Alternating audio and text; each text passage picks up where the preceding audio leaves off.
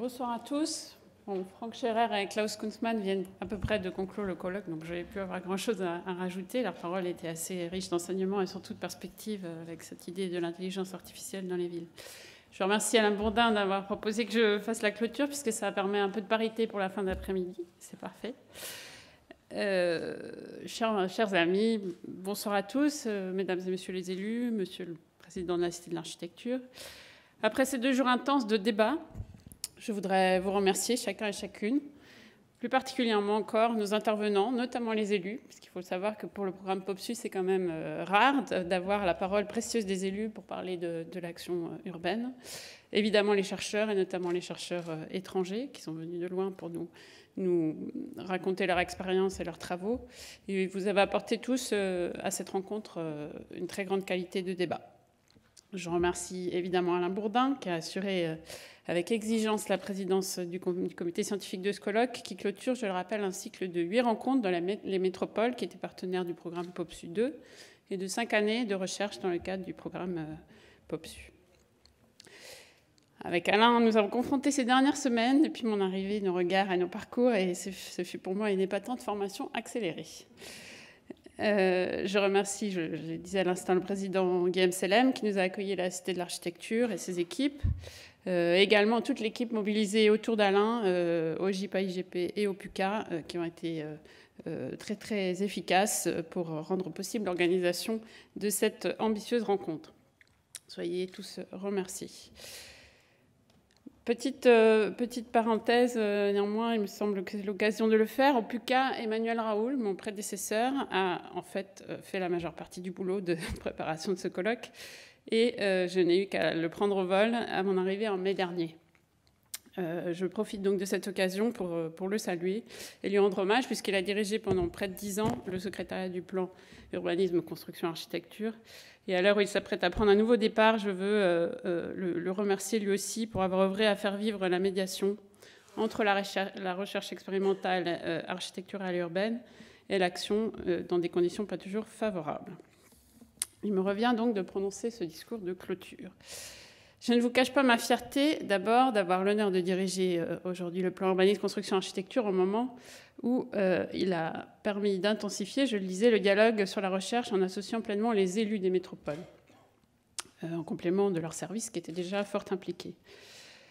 Je le disais ce matin, il nous revient collectivement, nous, les praticiens, les chercheurs et les spécialistes professionnels de la ville, de défendre l'action politique dans les stratégies urbaines.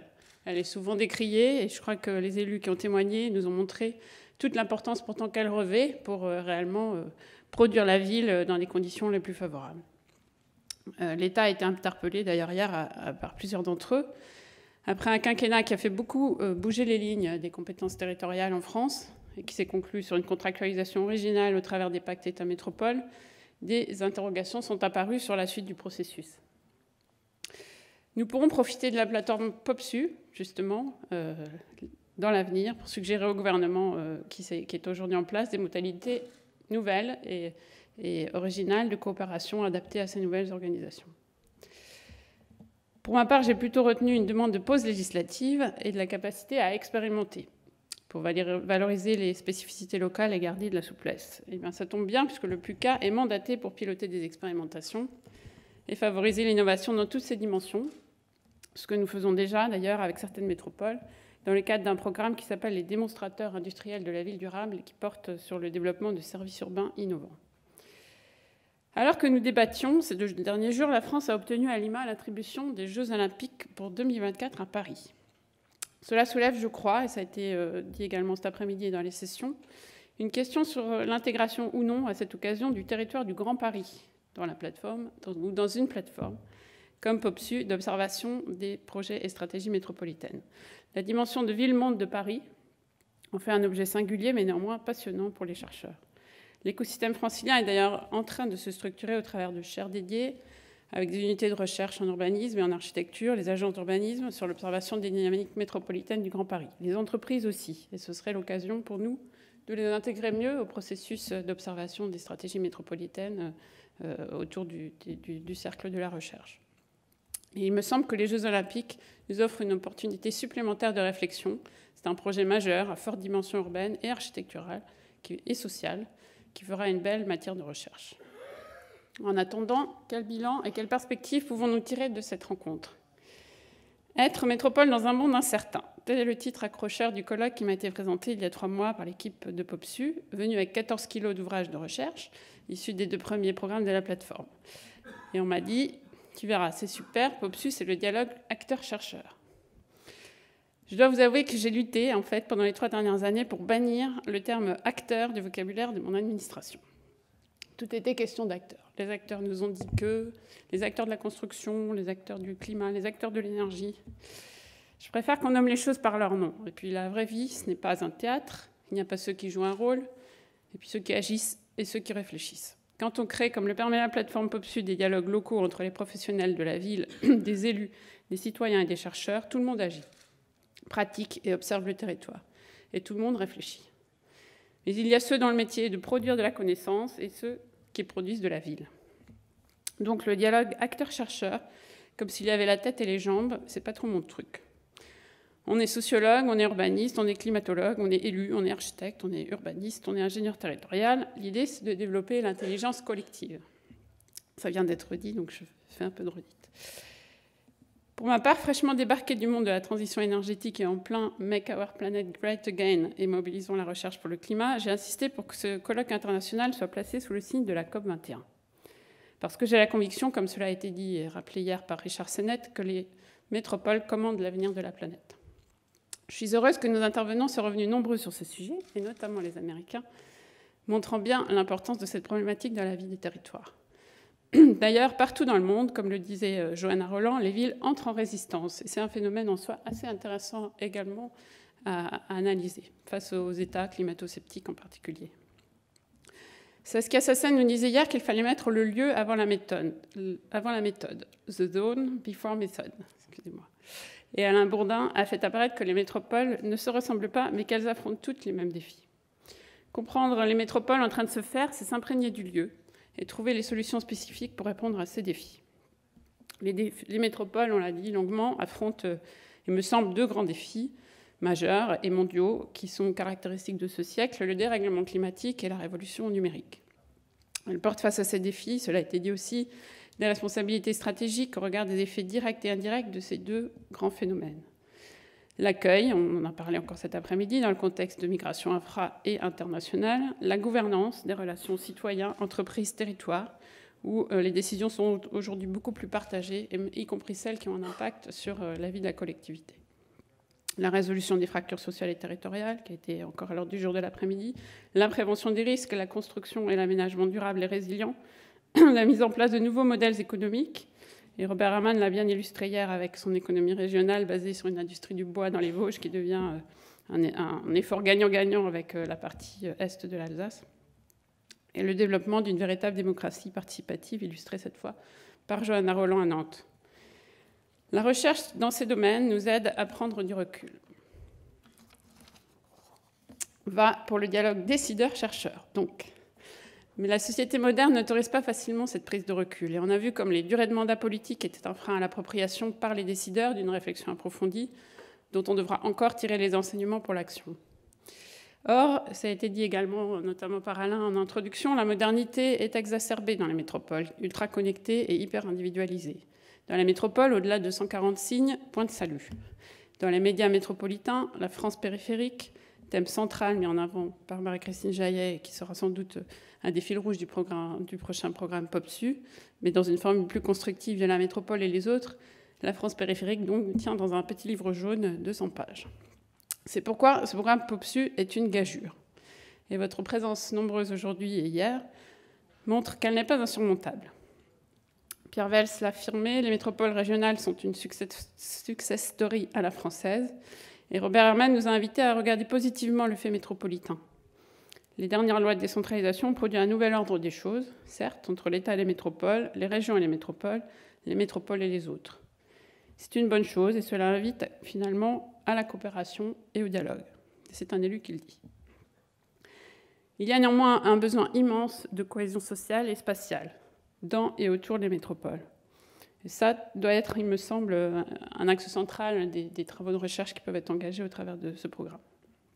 Il est devenu difficile d'y répondre, alors que le citoyen se croit maître de son destin urbain grâce aux nouvelles technologies. Il faut, dans les métropoles, développer un sens d'appartenance positif, leur a répondu Charles Piquet. J'ai trouvé cette formule réussie. Mais Alain Bourdin m'a dit déjà des références communes, ça serait un premier pas. C'est finalement le maître mot de ce colloque. Pour être métropole dans un monde incertain, il faut renforcer les solidarités.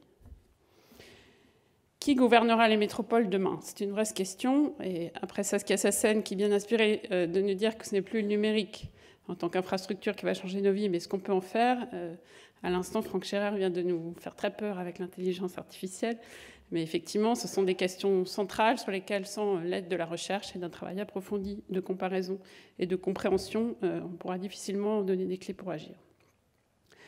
Le PUCA, Plan Urbanisme, Construction, Architecture, a vocation à mettre la recherche au service de l'action, c'est-à-dire sortir des sentiers battus et ouvrir les yeux sur des mécanismes dans le fonctionnement de nos sociétés urbaines qui sont autant de leviers d'action pour les élus locaux. Cette recherche permet par ailleurs de les objectiver, ces actions, de les comparer, voire de les généraliser si elles s'avèrent efficaces. POPSU 2 et POPSU Europe, POPSU 1 puis POPSU 2 puis POPSU Europe ont produit des résultats très encourageants, dont témoignent les nombreux ouvrages que vous avez dû pouvoir consulter à l'entrée. Et pour certains, vous avez d'ailleurs contribué à les réaliser. Les comparaisons européennes sont par exemple de vrais guides pour l'action.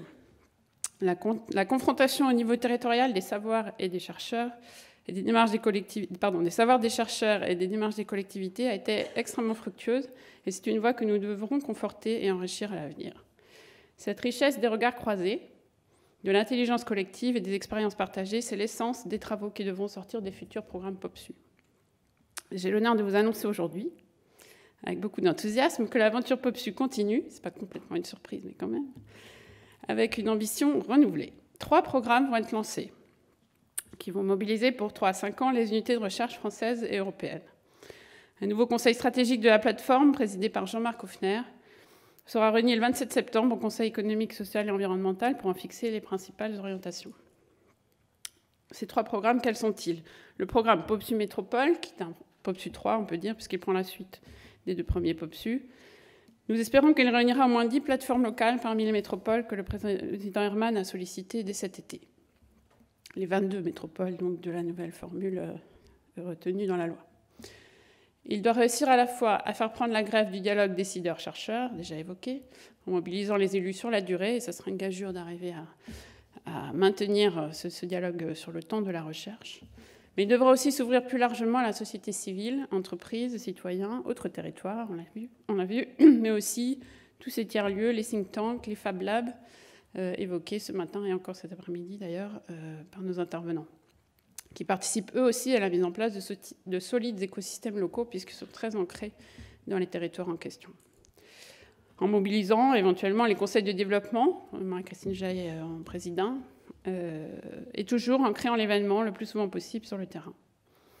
POPSU devra en priorité favoriser les échanges entre chercheurs, entre élus et chercheurs, et le rôle du PUCA sera de faire vivre cette communauté POPSU à l'échelle nationale, comme il l'a fait jusqu'à présent, en s'appuyant sur ces plateformes locales de recherche et d'action qui en sont les briques.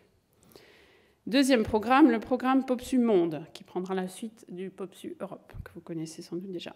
Les métropoles sont des maillons de la mondialisation, on l'a vu, sont même à l'origine du phénomène de mondialisation, selon ce que nous disait hier Alain Bourdin. Les comparaisons internationales sont riches d'enseignements et seront au cœur de ce programme POPSU Monde. Voyages d'études, séminaires scientifiques. Sur 3 ans, le PUCA se met au service des métropoles pour produire de la connaissance et partager l'expérience. Et enfin, une nouveauté, le programme POPSU Territoire. On l'a vu, POPSU doit s'attaquer aux autres territoires, aux interstices, aux interlands, aux périphéries, mais aussi aux villes moyennes et petites qui ne profitent pas des dynamiques métropolitaines, n'appartiennent pas à ces aires métropolitaines ou traitent indirectement. On l'a vu, le programme POPSU Métropole sous la direction scientifique de Marie-Christine Jaillet prendra d'ailleurs comme principal axe la solidarité entre les métropoles constituées et les territoires limitrophes. Mais en complément, le PUCA s'associe à la direction de l'habitat, de l'urbanisme et des paysages du ministère pour lancer également ce programme POPSU Territoire. Il sera dédié à la compréhension des évolutions et des défis des villes moyennes et petites dans les territoires peu denses. Il s'appuiera sur le vivier des 50 ou 60 bénéficiaires des ateliers des territoires, qui sont depuis 10 ans des programmes qui permettent à quelques villes moyennes et petites chaque année de bénéficier d'une aide à l'ingénierie de l'État pour renforcer leur démarche de projet territorial. C'est donc ce gisement de territoires qui se sont engagés dans une démarche de projet depuis une dizaine d'années avec le soutien de l'État qui pourrait faire la matière de recherche de ce programme POPSU Territoire. Comment ont progressé ces territoires volontaires depuis cette expérience? Que représentent-ils aujourd'hui dans le paysage territorial français face aux défis déjà mentionnés? Le programme devra tenter d'y répondre. Pour conclure, je voudrais revenir sur le rôle de passeur du PUCA évoqué ce matin. Les métropoles s'affirment. Le confortement de leurs prérogatives et la reconnaissance de leur rôle de locomotive économique leur donnent une responsabilité particulière et une légitimité nouvelle. En s'affirmant, les métropoles montrent leur détermination à peser à l'échelle nationale et internationale. Je trouve que les témoignages de ces 2 jours ont été très instructifs en la matière. Elles font valoir leur créativité et leur dynamisme face aux transformations majeures qui touchent les modes de vie de leurs habitants. Cela doit les conduire à terme à assumer leur part dans la production de la commande publique de recherche. Les métropoles sont des moteurs de l'innovation, et soutenir l'innovation, c'est aussi le fer de lance du PUCA. Dans sa lettre à Paul Delouvrier, premier président du plan construction, le Premier ministre Chaban-Delmas précise la mission de cet outil de recherche et d'expérimentation. Rendre possible un habitat mieux adapté dans le présent et pour l'avenir aux exigences profondes de notre société. En tant que secrétaire permanente du plan urbanisme, construction, architecture, je m'engage à promouvoir la recherche pour l'action et l'expérimentation pour rendre possible. D'autres programmes seront lancés dans les prochains mois, notamment autour de la question de l'approche spatiale du dérèglement climatique, mais nous aurons l'occasion d'en reparler. Dans ce lieu emblématique, comme dans d'autres, le plan proposera tout au long de l'année de poursuivre le débat pour ouvrir des pistes et croiser les regards. Je souhaite par exemple mettre en place des espaces de restitution de travaux dans un format un peu plus flash, de type présentation debout et voilà, très interactif, pour réunir plus souvent les partenaires du PUCA autour des résultats de nos programmes. Alors que se préparent les assises de la mobilité, que se conforte la conférence territoriale, que se précise le nouveau plan climat et une stratégie pour le logement, stimuler la recherche urbaine et mobiliser ces résultats est crucial. Je réunirai en novembre les parties prenantes et le comité scientifique du PUCA pour un séminaire d'orientation qui fixera la feuille de route du plan pour 3 ans. Je tiens à ce que le PUCA redevienne un plan, c'est-à-dire un instrument au service des partenaires de la ville pour produire de l'expérimentation et de l'innovation. Le secrétariat permanent du PUCA est à la disposition de ce plan, et c'est bien l'objectif de ce séminaire d'orientation que de fixer des lignes stratégiques pour son activité. Pour conclure, je citerai Victor Hugo. « Le bonheur est parfois caché dans l'inconnu », disait-il. Eh bien, laissons les chercheurs bousculer un peu les élus, si c'est pour la bonne cause. Je vous remercie.